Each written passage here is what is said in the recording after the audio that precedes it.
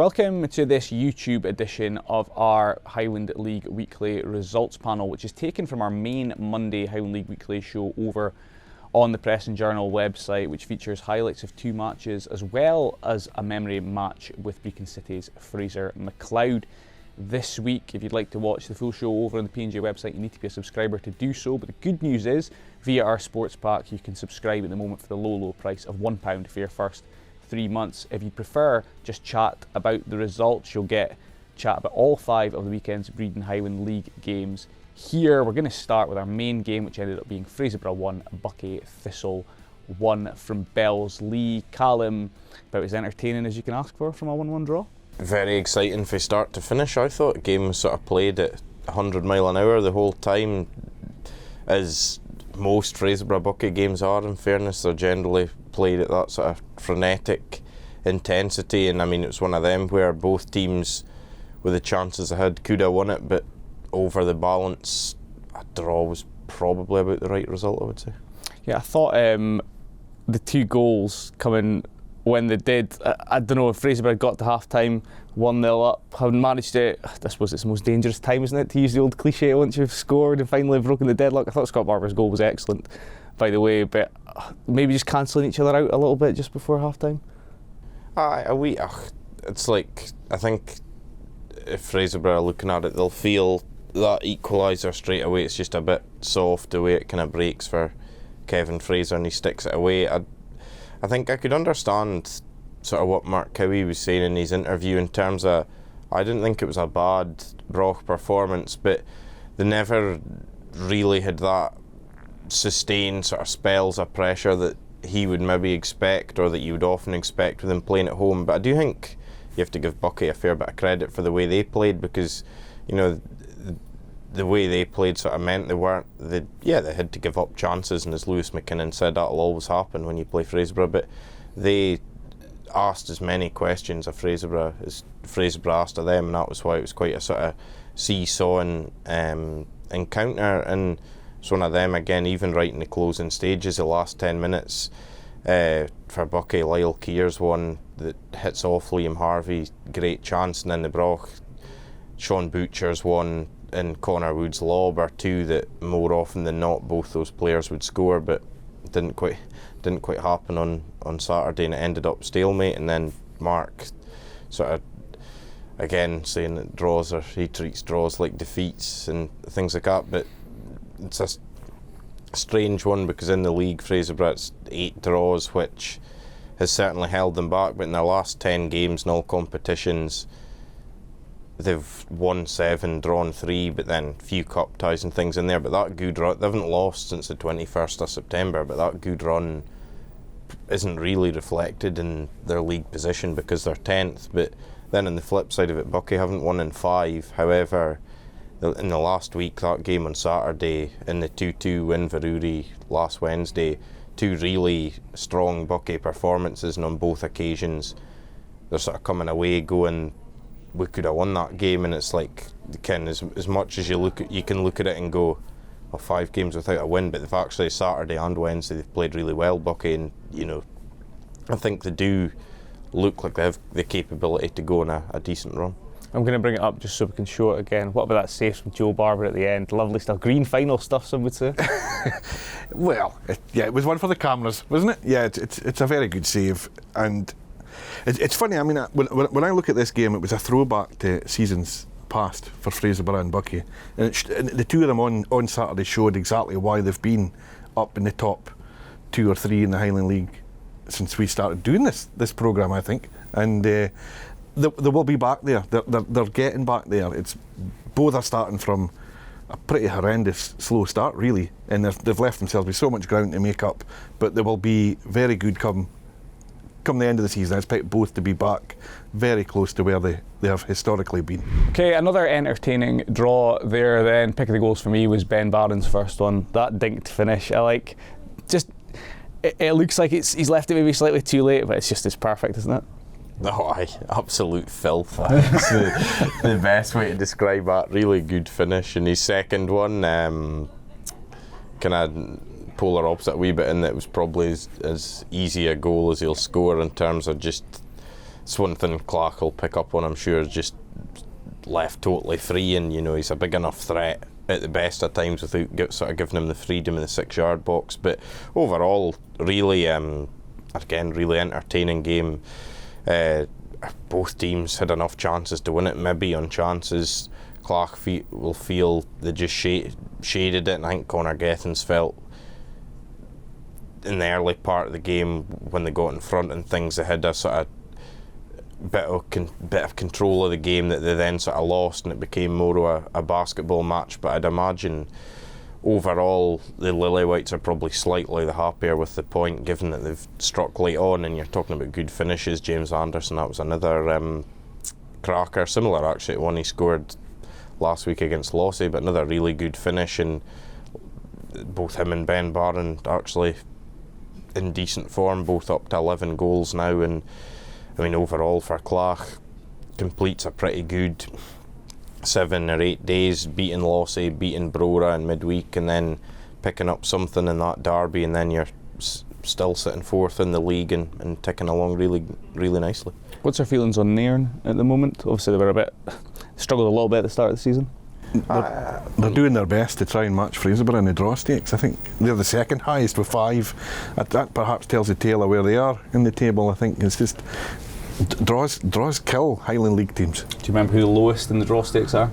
Oh, must be Brecon, is it? Oh, we've discussed this. Keith, no draws. Oh. No draws this season. Sorry, Craig. In terms of Nairn, I think where I would give them credit with Saturday is they didn't look like a team that hadn't played since the 16th of November. You did wonder, can basically a month out of action, okay, they've played Nairn St Ninian in a friendly, but even still you did wonder, would there be maybe a wee bit of lack of sharpness? But I don't think you could accuse them of that. I think you're on about the draws, and it's like Ross Tokley said afterwards, they maybe had a wee bit of naivety in terms of not being able to see it out. I think that could potentially apply for a few games this season. I mean, even if you go right the way back to early in the season when they played, like the Rothes game that they lost when they were 2-0 up, lost 3-2, and there's been a few instances like that where Nairn are maybe wondering what might have been, and without drilling it down totally to this, I do think maybe part of that is that since Ross Tokley stepped from the pitch to the dugout, they maybe have lacked that wee bit of sort of experience or leadership at times when they've been trying to see a game out. Okay, then let's move on to the 3 other Highland League games from the weekend. The first one, which took place on Saturday, Brora Rangers against Forest Mechanics. This game ended 3-1 to the home side. Goals from Ali Sutherland, Connor Bunce scoring again, and Max Ewan, while Aidan Cruikshank got the Can-Cans consolation goal. I suppose the positive for Brora, as well as the win, is with Breacon's game at Inverurie off on Saturday, they catch them in terms of games played, and it's a 4-point gap, but it's a 4-point gap that it's a true reflection of the situation at the moment. Aye, well, we're not talking about games in hand and things like that for the time being. I think the main thing for Brora on Saturday was just getting back to winning ways, and particularly, as you said, with Brecon being out of action, moving a wee bit closer. Again, obviously they were bitterly disappointed to lose in midweek, and they've played, I think, well enough over the piece on Saturday. And although Forest were in the game for long spells and also, I think, competed well, the sort of wee spell early in the second half where Connor Bunce and Max Ewan have both scored, that's obviously sort of put the game to bed. But in fairness to Forest, they kept plugging away, and they got sort of something for their efforts with a good finish from Aidan Cruikshank late on. And I think for them, the last time they were in action was we saw them when they got beat at home by Turriff, and that sort of crazy game. I think it was a much better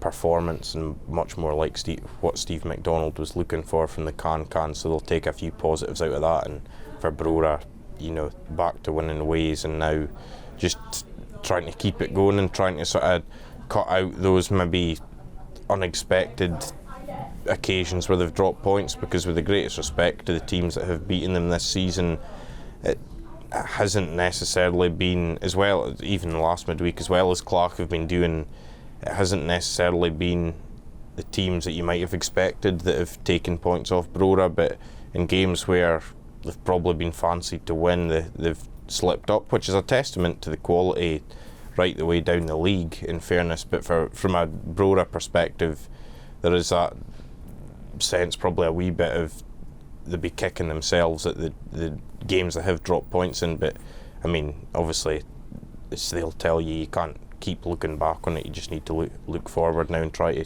keep the pressure on Brechin. Yeah, we're halfway, there's a long way to go. Still in a strong position. Yeah. Okay, Turriff United 2 for Martin United 2 was also on Saturday. An own goal gave the hosts the lead. Who scored that own goal? Lewis Wilson. Stuart Smith and Julian Wade, though, they put the Pitmedden side in front before John Allen, in his final season for Turriff, salvaged a point. Late on, do you think a better point for Turriff this one? I think both teams are a bit, going by the comments afterwards, a bit disappointed they maybe didn't win. Like Graham Taylor, Turriff's assistant, thought once they got in front at 1-0 they sort of maybe didn't capitalise and it was too easy for Fairmartin to get back in the game. And then for Fairmartin, I think Stuart Anderson felt both boxes, they weren't quite good enough, didn't make the most of their opportunities, and then once they got in front they weren't able to sort of shut Turriff out. But again, another game it seems pretty entertaining, some good goals, and really, I actually thought a really nice sort of touch and finish for John Allen for a point. I think overall I would probably say it's a slightly better point for Turriff, and it's sort of after a challenging spell that they had, that's 3 wins and a draw from their last 4 in all competitions, so things are looking a lot rosier again at the Hawks. Yep. You were at a game as well on Friday night. Callum, Banks of the E5, Keith Nell, goals from Max Alexander, Andy Hunter, Chris Antoniazzi, Hunter again, and Mikey Phillipson. Reasonably comprehensive win by the sounds of things for Banks of D, despite having quite a few players missing. Testament to D's depth, I suppose, but Craig Ewan wasn't overly pleased with his side's performance. No, well, it's a funny sort of game because for the first 20 minutes and the last 20 minutes there wasn't really a lot between the teams. It was Keith were very competitive, and you know, the first 20 minutes especially, it was reasonably sort of scrappy or evenly matched or whatever you want to say. But then in the sort of middle 50 minutes, as Craig Ewan said himself, Keith were horrendous at times, it was his word, with sort of the defending. And after the first goal was actually a good goal, I thought it really good header for Max Alexander, but after that Craig just felt it was too easy for Banks of D, gifted him a few goals, and it was like in that first half it was 3 goals in 9 minutes, and then after the interval, within the first 10 minutes of the second half, Hunter had scored again, Michael Phillipson had scored, and you know, at that stage it was probably threatening to get quite ugly for the Maroons. But in fairness, they sort of battled away and stopped it getting any worse, and towards the end maybe had a couple of sniffs at goal themselves. But just after winning 4 in the bounce in the league, it was disappointing for Keith, like just the nature of the goals they lost, because again, as Craig said himself after, if they defended like that against any team in the league, never mind Banks of D, you would have been on the end of a defeat. But you were mentioning Banks of D's depth, it was like that was a team on Friday, no Mark Gilmore, no Kane Winton, no Ian Vigers or Lachie McLeod or Hamish McLeod, and to perform in the manner they did was very impressive. Okay, we shouldn't finish talking about the Banks of D Keith game without noting a little bit of history that was made on the night. Well, a big bit of history. 3 female officials taking charge of the game for the first time in Highland League history. First time in 131 years of Highland League football, so quite the moment really. But I mean, I think if you speak to people in the refereeing fraternity, there's more and more women wanting to get involved in the game, whether it's refereeing or even volunteering at clubs or playing or whatever. But you know, a great thing really, and I'm sure it'll happen probably plenty more times in the future. But it just sort of seemed to be that Friday, there's always got to be a first time for everything, and Friday was that, and it was Abby Hendry was the match referee, and Olivia Crawford and Paulina Rusniak were on the lines, and it was, aside from anything else, a pretty straightforward night for them, really, the way the game transpired. Yeah, no real controversy in Highland League Weekly at all this week. Let's have a look then at the latest Breeding Highland League standings after the weekend's 5 matches.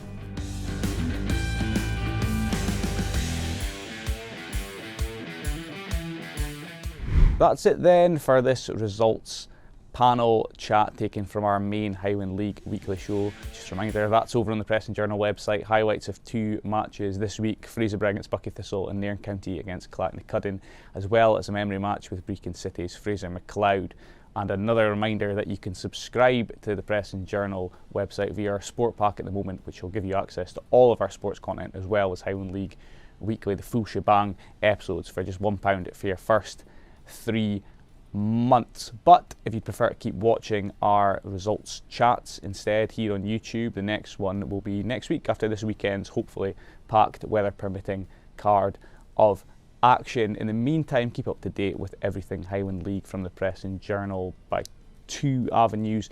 You can follow us on our various social media platforms. You can also sign up to our Highland League newsletter. There's a link to do that below this video. Until we see you next week, please enjoy the football, whichever games you're watching.